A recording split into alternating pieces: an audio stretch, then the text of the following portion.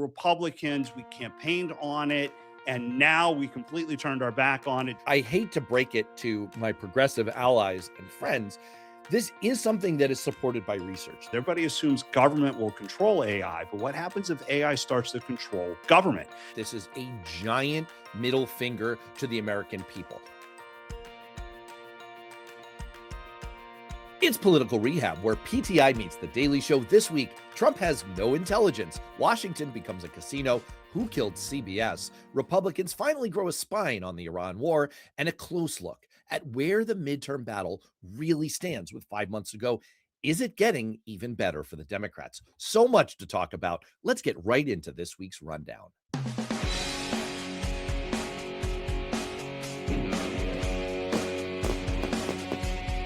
This week, Trump named Bill Pulte, the head of the Federal Housing Finance Agency, as acting director of national intelligence after Tulsi Gabbard's resignation, even though Pulte has no known intelligence background and will reportedly keep his housing finance role at the same time.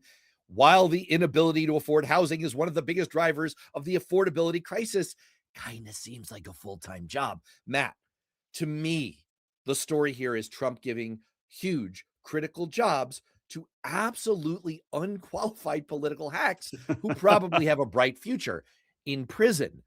Republican senators are grumbling, but are they going to actually do something about it? Look, I think everyone is looking at the Pulte thing wrong.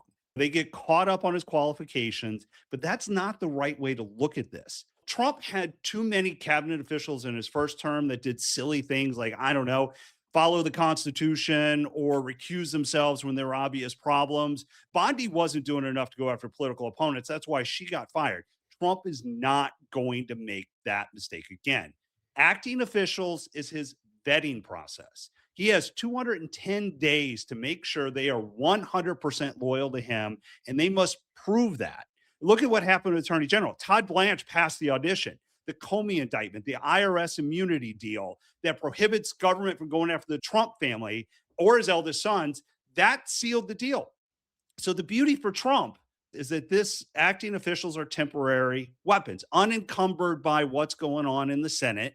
And let's face it, Trump is on a race against the clock. He's almost 80. Democrats are going to win the midterms.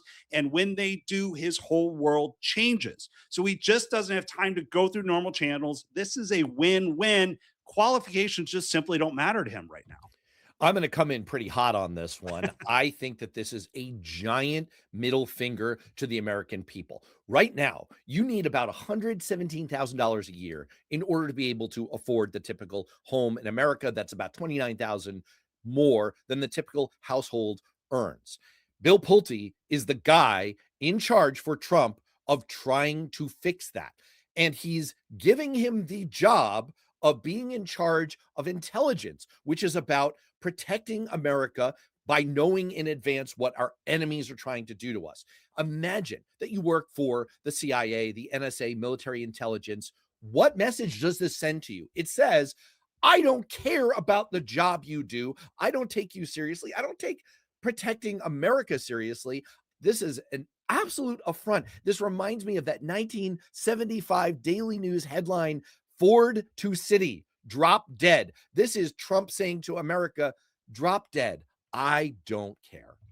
Speaking of unqualified people, one of our favorite former members of Congress, George Santos, is back in the news this week because he is being investigated for betting on himself in Congress. For example, he put out a video that said he was going to go to the State of the Union and then placed a bet that he would not and magically didn't show up. So it became a huge moneymaker. And this week, we also learned that multiple senior Trump officials who hold stakes in companies stand to benefit from government decisions. Now, they sound like separate stories, but I think they're the same story because Washington isn't just making the rules. Increasingly, it's trading on the outcome. Washington used to be Hollywood for ugly people. Now it's Wall Street with campaign signs. Matt, has politics become an investment strategy? First of all, I worked in Washington for a long time. What are you saying about me? No, don't answer that. Look, George Santos is the idiot who got caught. We knew he was an idiot. And lo and behold, he got caught. It's happened before, but he's far from an isolated story. You titled this Casino Washington, which I think is brilliant. Also, in light of the whole no kings problem we're having with our current president, you could have called it Casino Royale. It's a real royale with cheese when it comes to Trump. I think this is more about insiders turning Washington into an ATM.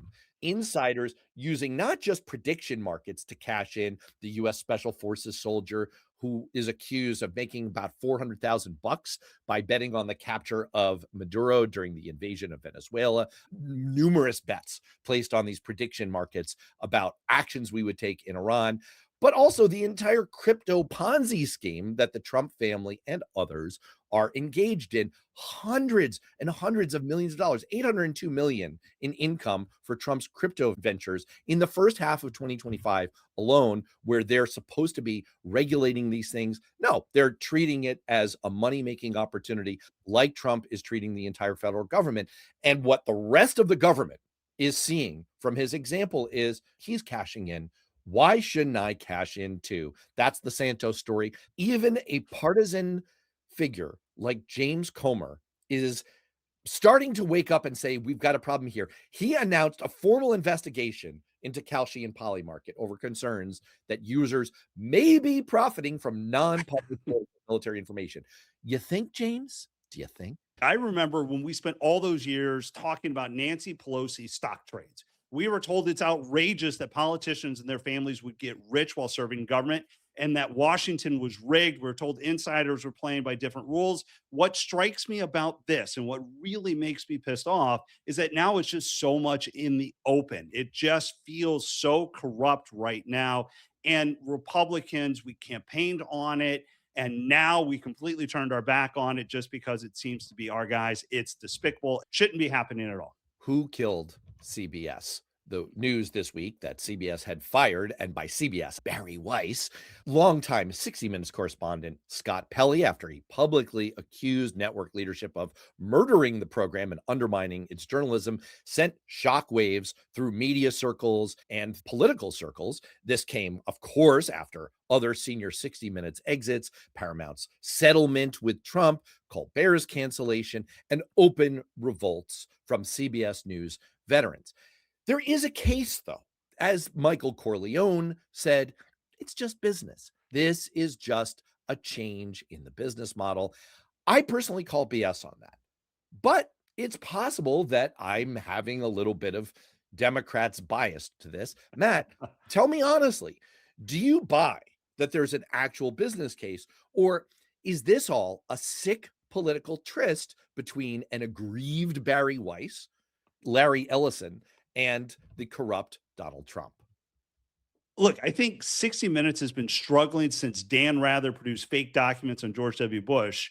For Republicans, the only time we ever watch 60 Minutes is if we forgot to change the channel after whatever we're watching on CBS on Sunday anyway. It's a business model that continues to struggle. We talked about this with Colbert. We talked about this with late night television. It's changing, it's adjusting. But this has 100% also to do with Trump. This is the era in which we live. I was worried you weren't going to say that, and I was about to come after you. Okay, all right. We're on the same page. Yes, it is 100% due with Trump. They threaten, FCC license threatens. Let's not forget about the mergers and the business side. You're going to have more CBS anchors who are going to leave.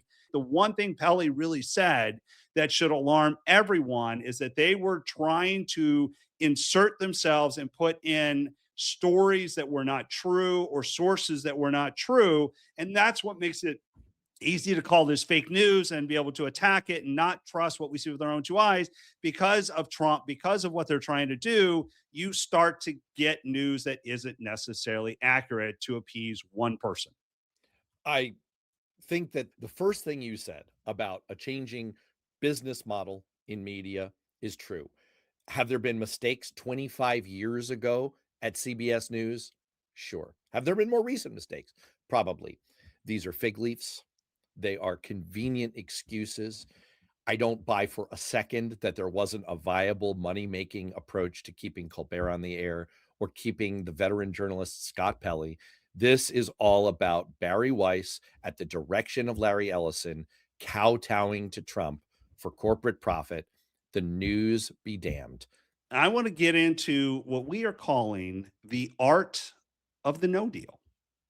Because I don't know if you know this, we are 14 weeks into the war with Iran. And maybe we're on the verge of ending it. I honestly have no idea. Because in March, Trump said Iran is begging to make a deal. Since then, I've heard they want peace. There's a very good chance of a deal. And we're having really good discussions. Meanwhile, missiles are flying. Iran is suspending talks. Trump shrugged off the possibility of collapse of peace with, I don't care, honestly. Rubio's on Capitol Hill this week trying to convince Congress that the administration is making progress. Trump had a call with Netanyahu where he called him fucking crazy and everybody hates you now. And now the House has voted to block Donald Trump from further attacks on Iran. Senate still has to vote. Trump's going to veto it. I got to be honest with you. I think Trump was sold as the world's greatest negotiator, but every piece of evidence suggests he's actually very bad at this. Matt, what's your take? I'll start with the last part first, this House vote to remove war powers from Trump here and to stop the conflict with Iran. This is a pot that has been boiling, and now the lid is beginning to fly off.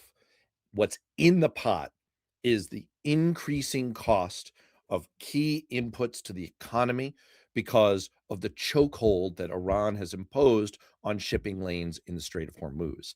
The dirty secret that I got into in fascinating depth with my guest Lawrence Winterman on my live stream, you can find it on Worth Knowing YouTube channel this week, is he goes through the inventory levels that are running down for oil, for fertilizer inputs, for the kinds of things that are going to cause a ticking price bomb in our economy.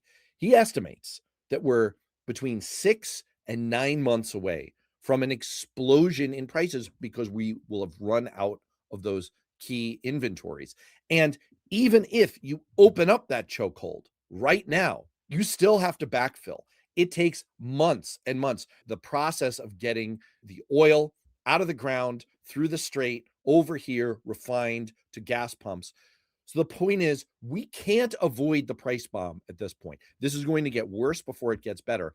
That's why you saw this vote, because if you're a House Republican and you're staring down the barrel of a price bomb going off right around Election Day, you've got to pull the ripcord on this. Look, Trump's superpower has always been he can control the narrative. The problem he has right now with this war is he can't. No matter how many times he says this thing is over, it's not. And all the economic realities that you just talked about are coming to play. Americans are feeling them every day. And that's why this war is incredibly unpopular and why the House took that vote. And I suspect the Senate will do the same. There's been a mini drama playing out in Washington in recent weeks around artificial intelligence. This week, Trump signed a new AI executive order after first killing an earlier version because he was worried, he said, that it might slow down America's race for AI against China. That reversal captures the whole AI debate going on right now. Washington is trying to regulate the models that are powerful enough to matter for cybersecurity and the future of warfare and the economy, while also fearing that the regulation itself could cost the US that global economic race. At the same time, influential senators like Elizabeth Warren are getting in on the act and saying, we're not doing nearly enough. She's calling for some form of an AI tax. AI companies are getting in on politics by spending heavily at the state level to influence elections where they can overwhelm races with dollars and get their chosen candidates who won't impose more regulation. So the point is, there's a race against time to get some kind of a policy, some kind of a direction on AI. Matt, are we losing that race? We are losing that race. Look, first, of course, Elizabeth Warren wants to tax something. That's her go to move on everything. But I think the thing I see is that the people most afraid of AI are the people closest to power, because what we're seeing in each and one of those stories, AI companies are investing in members of Congress because they want to see legislation. I think it's still going to be the Wild West. Everybody assumes government will control AI, but what happens if AI starts to control government? Not Terminator stuff, but politics. Imagine AI rights legislation. What I find very interesting is how fast this is growing and how much an aging Congress and an aging president don't fully understand the ramifications of what they're doing. It's the same problem they had with the internet, same problem they have with social media. My own answer to my own question is yes, we are losing the race. The AI companies are winning the war at the state level to influence who emerges from those races. They haven't yet won the war at the federal level. This may be one of the last elections where they're not dominant in that war and where there are enough open-minded members of Congress to actually do something. The clock is ticking. There's no way that the most economically significant, culturally significant, societally significant technology ever potentially should not have some form of government oversight and influence, some kind of guardrails around it. And as far as this idea of an AI tax, look, I know that as a traditional normie Republican, a non-MAGA Republican, you're allergic to anything that has the T word on it. I get that. At the same time, we went through this with NAFTA, with the idea of a bipartisan program, trade adjustment assistance for people who are displaced by that policy. Shouldn't we have something similar for the millions, up to 93 million jobs that might get displaced by AI technologies? Should we perhaps impose a small transaction tax on AI that would fund that kind of transition for affected workers? I think there's a zone of potential agreement between normie Republicans and Democrats, but the clock is ticking for that kind of thing to happen. On that note, and speaking of the influence on elections, it's time for a deep dive on a topic of critical importance to the future of America, which is, of course, the midterm elections. What we want to cover right now is a baseline understanding of where we're at with 5 months to go. And then you and I are going to get into a bunch of questions of what's changed over the last week. Let's go beyond the headlines. It's time for a deep dive. We're 5 months out from the 2026 midterm elections, and I want to show you exactly where things stand. Not the cable news version or the hopium version. I'm a Democrat, but I'm going to give you the actual numbers, what the history tells us, and where Democrats are genuinely strong and where the map gets harder for them. Let's start with the basics. Two variables that do a lot of predictive work in midterm elections that you can keep an eye on over the coming months. The first is presidential approval, and right now, Trump's numbers are historically bad. Nate Silver's Silver Bulletin's polling average today puts him at a net approval of negative 19 points. That's worse than Biden was at the same point in his term. It's worse than Trump himself was in his first term. About 48% of Americans strongly disapprove, not just disapprove, strongly. And that matters a lot because of voter motivation. More on that in a minute. The second basic variable to pay attention to is economic sentiment, how people feel about their own financial situation. The University of Michigan's Consumer Sentiment Index hit a record low of 44.8 in May, the third straight monthly decline. I've worked on enough campaigns to know when voters feel this bad about their household finances, that feeling follows them right into the voting booth. This is the biggest headwind Republicans face, and with inventories of key commodities running down as Trump's Iran war puts a stranglehold on shipping, it looks to be only getting stronger.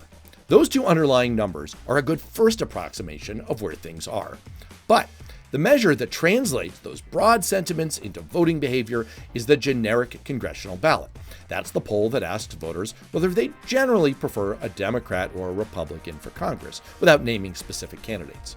Real Clear Politics average right now has Democrats at 48%, Republicans at 41%, about a 7% Democratic lead. The 2018 comparison is that at this exact point in that cycle, the generic ballot was at Democrats plus 6.8, essentially identical to where it is now, and Democrats went on to win 40 seats. Now, the 2026 math is different from 2018. The country is polarized even further, and that means there are fewer genuinely competitive districts than there were 8 years ago. Analysts at the Brookings Institution estimate that a similar swing today would produce around 23 Democratic seat gains rather than 40. But that's still more than enough to flip the House, since Dems only need to gain 5 seats. This is why prediction markets right now have Democrats at about 82% to win House control. It's not a poll, and markets can get overconfident, but it's at least worth noting. On the Senate, the map is harder. Democrats need a net gain of 4, and they're playing defense in Georgia, New Hampshire, and Michigan, all competitive races. The best pickup opportunities are Maine, Alaska, North Carolina, and Ohio. The take home right now is that according to polling averages, Democrats are currently ahead in all of those races except Ohio. On governors, 36 states are holding governor elections this year. 5 states that Trump won in 2024 have Democratic governors up for re-election: Arizona, Michigan, Pennsylvania, Wisconsin, and Kansas. The upshot is that governors' races matter a lot, and they're wide open right now. So those are the big races and the big indicators and the most relevant polls. But there's one more element really worth watching, because polls tell you what people say they're going to do. Special elections tell you what people actually do. And what people have actually been doing since early 2025 is showing up more for Democrats, consistently across the country in places that shouldn't be close. What actually decides elections is 2 things working together: which side turns out its base, and which side does better with genuinely persuadable voters. You need both. And in a midterm specifically, where the turnout drops by roughly 30% from a presidential year, base enthusiasm matters even more than usual. The question isn't just who people want to vote for, it's who actually shows up and follows through. That's why the special election data matters so much. Ballotopedia tracked 117 state legislative special elections since early 2025 and found an average shift of about 5.6 points toward Democrats. The polling on enthusiasm confirms what the special elections are showing. The NPR PBS Marist poll found 61% of Democrats say they're very enthusiastic about voting in these midterms, almost exactly the same number as in October 2018 when Democrats produced that 40-seat wave. Among Republicans, that number has dropped from 65% in 2018 to 53% today. There's one more final thing worth flagging here. A lot of the voters who showed up for Trump in 2024 were low information voters. According to Strength in Numbers, low information voters backed Trump by a net margin of 11 points in 2024. By 2026, the same low knowledge voters say they disapproved of the president by 13 points, a 25-point shift away. So, with 5 months to go, it's like we're at halftime of a football game. And here's the halftime read: the structural environment, the approval numbers, the economic sentiment, the generic ballot, special election results, and enthusiasm polling is about as favorable for Democrats as it's been over the past 8 years. Democrats are currently favored to flip the House. The Senate is genuinely competitive, leans toward the Democrats, and governor's races in the core battlegrounds are real contests. That's not a final score. It's a baseline for where we go from here. So, Matt, I believe and you believe in the audacity of math. These are the numbers. This is what we're both seeing. I think we agree this is the position we're working from.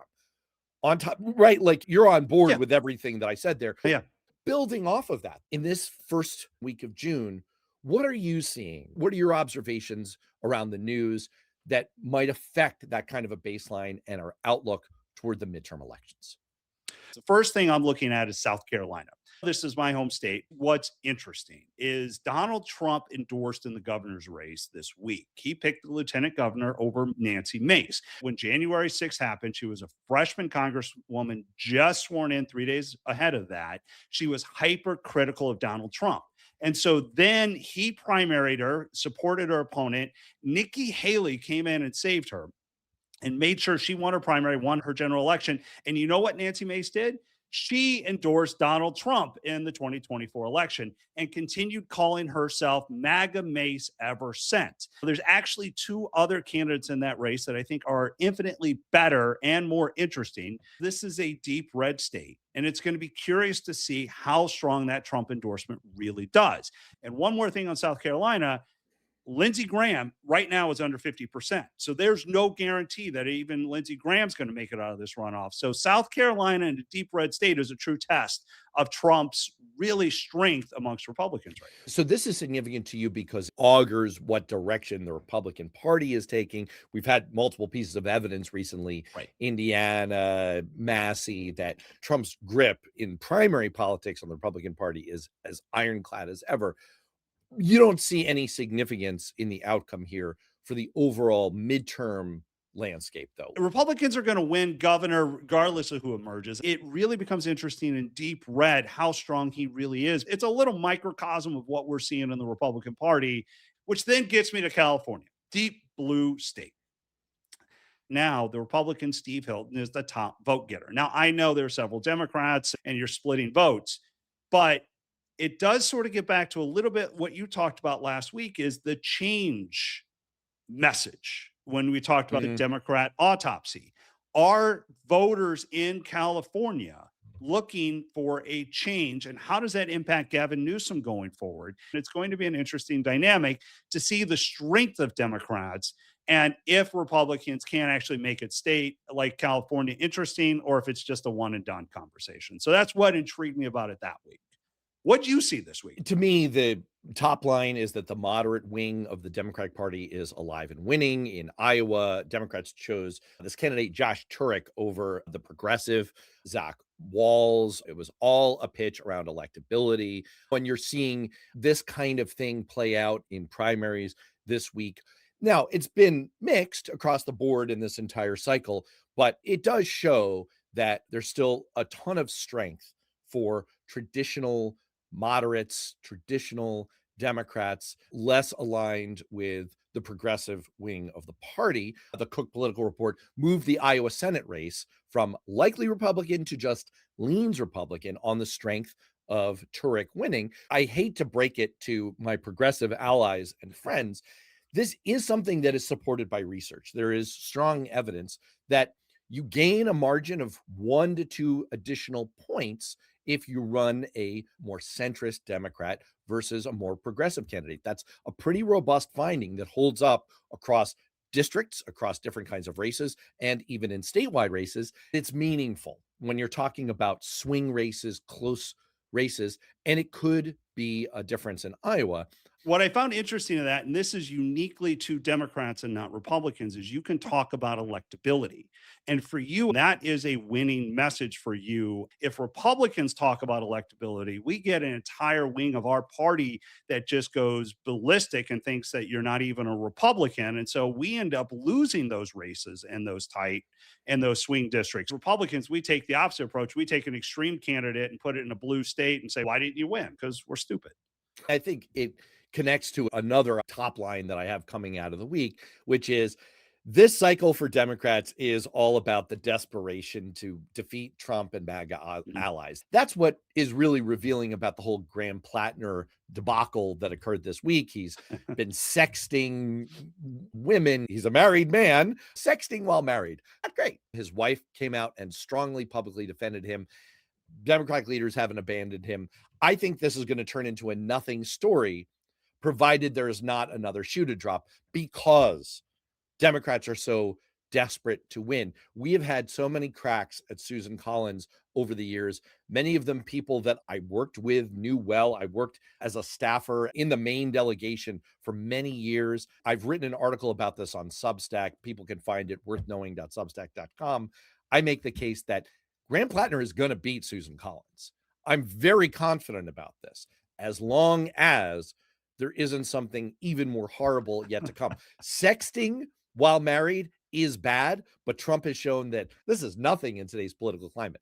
Having a Nazi tattoo is bad, but again, it seems like Democrats have decided to hold their nose on that one. So I think Democrats just have to hope that there's nothing worse to come. I agree with you. I think in the age of Trump, it really doesn't matter. I do think there's another shoe to drop. In the primaries next week, Mills is still on the ballot. She could technically win. I don't think she will. I'll close on my major takeaway from the week is I teased at the top of the show the question of, are things getting even better for Democrats? I got to say that the evidence of this week suggests to me, yes, but just marginally. The Iowa race has now come on the board. It's a longer shot than the others, but it's possible. And even small things like the fact that there's a Republican running named Dan Sullivan in Alaska.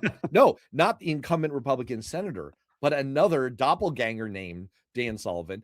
That could split some votes. Republicans are worried about that. Alaska is something that you've already predicted is very much on the board for Democrats. I think things have gotten marginally better, but we will have to continue this longer conversation. Speaking of which, it's about time for our weekly dose of hope.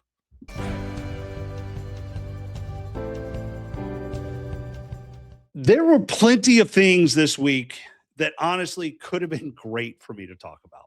There was that glorious interview Trump had with Laura Trump where he informed America that, I don't know if you know this, but you spell dumb with a B. Then he launched into a discussion about how he came up with Democrats and whether it was as good as his previous material. Then there was the chart on the White House where he explained that the Lincoln Memorial reflecting pool is longer than the tallest skyscrapers in the world if you lay them on their side. I still don't know why I needed that information. I don't know why somebody made that graphic. I don't know who looked at it and said, Mr. President, that's the one. And of course, there's the UFC arena on the White House lawn, which produced exactly the internet response I was hoping for. Everything from meth lab exploded to bankrupt Six Flags to a giant baby crib. Frankly, the internet remains undefeated. But I want to talk about something else. Republicans in Congress actually showed signs of life this week. The House voted to curb presidential war powers. Republicans are working to kill that DOJ slush fund. They stripped funding for the White House ballroom. Now, I don't know if Republicans suddenly found a spine or maybe somebody accidentally left a copy of the Constitution in the break room, but for 1 week at least, Congress remembered it's supposed to be a separate branch of government. Now, whatever the reason, they did the right thing. I know it's just baby steps, but it's also worth noticing because Washington doesn't need more loyalists. It needs more people willing to do their job. And this week, for however long it lasts, Congress looked less like a cheering section and more like a co-equal branch of government. And these days, I'll take whatever sign of life I can find. Coincidentally, I'm also going to follow the path from Trump clown show to spinal tissue growth because this week, Trump suffered the withering humiliation normally reserved for pimply middle schoolers asking their crush out to the dance who gets stone cold rejected. Except in this case, the middle schooler was the president and their crush wasn't exactly the prom queen. To celebrate the 250th birthday of America, Trump had promised an amazing Freedom 250 concert. It's called a concert. No one ever used that word before. It's called a concert, like groceries. I came up with it. Anyway, it's part of what he called the Great American State Fair, and he promptly invited the A-list of world-class performers. I'm just messing with you. He went for the B list and then the C list, and then somewhere far down the alphabet came up with Martina McBride, Young MC, the CNC Music Factory, the Commodores, Morris Day and the Time, and half of Milli Vanilli. Not exactly the biggest acts on the Billboard Top 100 chart right now. And they initially agreed. But as soon as they found out that this wasn't going to be the official bipartisan congressional commemoration of the nation's 250th anniversary, but rather Trump's own separate political version of the celebration, kind of a mix of a Trump rally and a late night infomercial, they all promptly said, you know what? I haven't been able to book a gig in decades, but this feels beneath me. Even Morris Day and the Time, OEO. My gosh, Milli Vanilli was busted for lip syncing and drummed out of the music industry, and Trump could only manage to get half of them. I'm not sure if it's the Milli or the Vanilli, but then that guy said no. What's delightful, besides that Trump's kind of had to cancel the whole thing and admit defeat and say, maybe I'll just have a rally or something, is that this is just the latest mass unfriending of the Earth's most disliked man. This is literally a case of everyone telling him, no, I don't want to come to your birthday party. It couldn't have happened to a nicer guy. Now, this isn't going to have any impact, or wait, maybe it is. Maybe it was inspiring. Maybe a few Republican senators read all about this and said, wait, I didn't know you could do that. And then you got all that ballroom and slush fund and Iran war pushback. Let's hope a few more of them develop the same amount of spinal tissue that our friend Young MC is showing. And they just bust a move away from the Trump nonsense. And on that note, for Matt, I'm Matt. We'll see you next time.